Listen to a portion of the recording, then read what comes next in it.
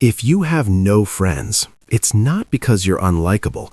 It's because you've crossed a line most people never do, and almost no one talks about what happens after. By the end of this video, you'll know exactly which one applies to you and what it means for your future. Most people assume that having no friends is a character flaw. They think you're too awkward, too boring, or fundamentally broken in some way, but that's not what the research shows. In fact, some of the most capable people in the world go through seasons or entire lifespans with minimal social circles. The real question isn't whether something is wrong with you. The question is whether you've discovered something most people haven't. There are typically 5 reasons someone finds themselves genuinely alone. And I want to be clear about something before we dive in. We're not talking about loneliness here. You can be lonely in a crowded room. We're talking about the practical reality of having 0 or near 0 close relationships. That's different. That's intentional. Or at least, that's what it looks like from the outside. The first reason is what I call the ascension phase. This happens to people who are actively building something meaningful. They're starting a business, writing a book, learning a craft, or pursuing a goal that demands their complete attention. During this phase, friendships don't end, they're just deprioritized. Social invitations get declined. Texts go unanswered, not out of rudeness, but out of necessity. Your mental energy, your time, your emotional bandwidth is completely allocated to something else. Here's what most people don't understand about the ascension phase. It's not permanent isolation. It's selective isolation with a purpose. And the people in your life either understand this or they don't. The ones who do, they'll be there when you surface. The ones who don't, they interpret your absence as rejection. They move on. So you end up with fewer people around you, not because you've been cruel, but because you've been focused. The second reason is what happens after ascension. I call this the visibility gap. You've built something, you've achieved something, you've become someone different from who you were, and now there's a mismatch between your current reality and the people who've known you. The old friends you had before your transformation often can't relate to your new life. They don't understand your schedule, your concerns, your ambitions, and you don't relate to theirs in the same way anymore. This is crucial. You haven't rejected them, but you've outgrown the relationship dynamic, and they feel that. They feel the shift, so they pull back. And you don't push to maintain connections that no longer fit. This is actually a healthy thing, even though it feels lonely. You're not supposed to be exactly the same as you were 5 years ago. Your social circle shouldn't be either. The third reason people end up with no friends is what I call radical authenticity. This one is more deliberate. Some people reach a point where they decide they're no longer willing to perform. They're no longer interested in small talk, gossip, surface-level connection, or relationships built on proximity. They only want to invest in connections that are genuinely meaningful. And that's actually a very rare threshold to cross. When you demand authenticity, most people disappear. Not because they're bad people, but because superficial connection is the default mode of society. Most friendships are built on habit, convenience, and mutual distraction. They're comfortable, but they're not real. When you stop accepting that, you lose those friendships almost immediately. And if you haven't replaced them with genuinely authentic ones, you're alone. Intentionally, but alone nonetheless. The fourth reason is what I call selective incompatibility. This is when someone's fundamental values, lifestyle, or goals are simply at odds with what most people around them are doing. Maybe you don't drink, and everyone else's social life revolves around bars. Maybe you're intensely ambitious, and everyone else prioritizes leisure. Maybe you've developed a spiritual or philosophical worldview that most people find strange or off-putting. These aren't flaws in you, they're just incompatibilities. You can't force friendship with people you don't actually align with, and pretending to align is exhausting. So you end up alone because the gap between who you are and who most people are is just too wide. This isn't sad. This is actually a sign that you know yourself well enough to not compromise your authenticity for the sake of connection. The fifth reason is what I call the consequence phase. And this one is different. This is when someone has burned bridges. They've betrayed people, been dishonest, or caused real harm. They've crossed a line that most people don't cross. And now they're dealing with the social consequence of that. They have no friends not because of something noble or aspirational, but because they've damaged trust. Here's what's important about this category. It's the only one that requires active repair work. If you fall into this category, your isolation isn't a sign of growth or authenticity. It's a signal that you need to take responsibility, make amends if possible, and rebuild your character. But here's the thing. Many people won't do that work. They'll just accept the isolation and tell themselves it's everyone else's problem. That's the real trap. Now, you're probably wondering which category you fall into. And the answer matters because it determines what happens next.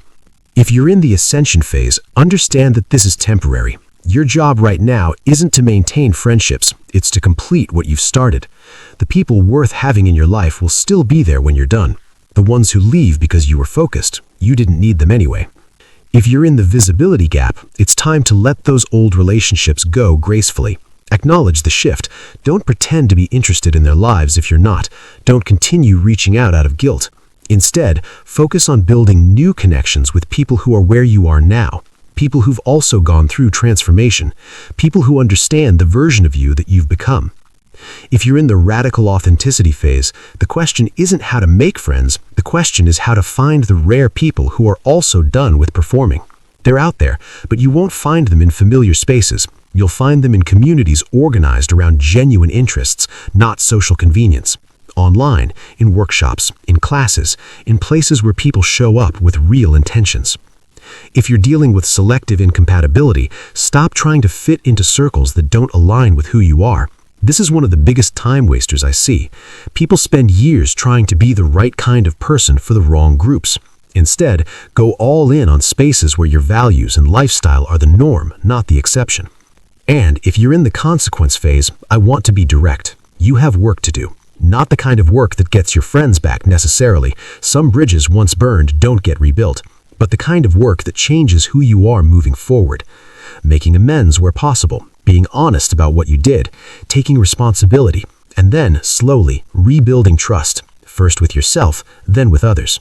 Here's something else that nobody says out loud. Having no friends at certain life stages is actually common, and nobody acknowledges it. College graduates suddenly realize they don't have real friends, only people they hung out with because of proximity. Entrepreneurs building companies often find themselves alone because the people around them can't relate to what they're doing. People who've gone through major transformation often stand alone on the other side of it, looking back at who they used to be. The isolation can feel like failure, but it's not. It's sometimes the price of growth. That said, there's an important distinction I need to make. There's a difference between having no friends and being unable to form connections. If you're unable to form any meaningful connection, if every interaction feels hollow, if you push everyone away even though part of you wants connection, if you're in a constant state of social anxiety that prevents you from trying, then the issue isn't the categories I mentioned, the issue is deeper, and you probably need professional support to work through it. But if you've deliberately narrowed your circle, or you've gone through major transformation that left you alone, or you're in a season of intense focus that's consumed your time, that's different.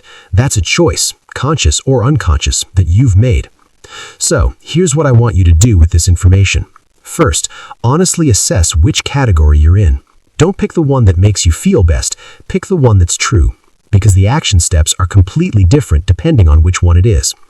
Second, understand that this phase won't last forever, unless you want it to. Every one of these categories has a way through it.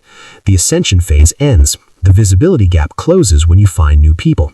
Authentic connections are rare, but they exist. Incompatibility can be overcome by finding compatible communities, and consequences can be addressed through genuine change. Here's something else that nobody says out loud. Having no friends at a particular moment in your life isn't a moral failure, it's a data point. It's information about where you are and what seasons you're in. The question isn't, why don't I have friends? The question is, what does this tell me about where I am right now? And if you recognize that you're in the consequence phase, make the decision today to change it, not by getting more friends, but by becoming the kind of person who is worth being friends with. Everything else flows from there. Some of you watching this are going to feel relieved because you're going to realize you're not broken, you're just in a specific season or category. That relief is valid. Honor it and use it as motivation to move through this phase intentionally instead of passively. Others of you are going to feel something different. You're going to feel seen because you've been telling yourself a story about why you don't have friends, and it might be the wrong story, and now you know better. The truth is, the people with the strongest sense of self are often the ones who go through seasons of solitude. They're selective, they're focused, they're not desperate for connection, so they don't settle for mediocre ones. And that's actually a superpower in a world where most people are drowning in shallow relationships. That doesn't mean you should stay alone forever, but it does mean you should stop viewing your current solitude as a problem to be solved immediately. Instead, view it as an opportunity to understand yourself better, to build something meaningful, to become the kind of person who attracts quality connections instead of quantity ones. Because here's the final truth. The friends you'll have in 5 years won't be chosen by accident. They'll be chosen by you, and they'll be there because you both decided you wanted to be in each other's lives. That's a different kind of friendship than the ones most people have. It's rarer, it's stronger, and it's absolutely worth being alone right now to find later. So, if you're alone today, ask yourself which category you're in, because your job isn't to become more likable. Your job is to become more intentional about who you let into your life, and more honest about what kind of life you're actually building. Will find you, or you'll find them, but only if you stop trading your solitude as failure and start treating it as a choice.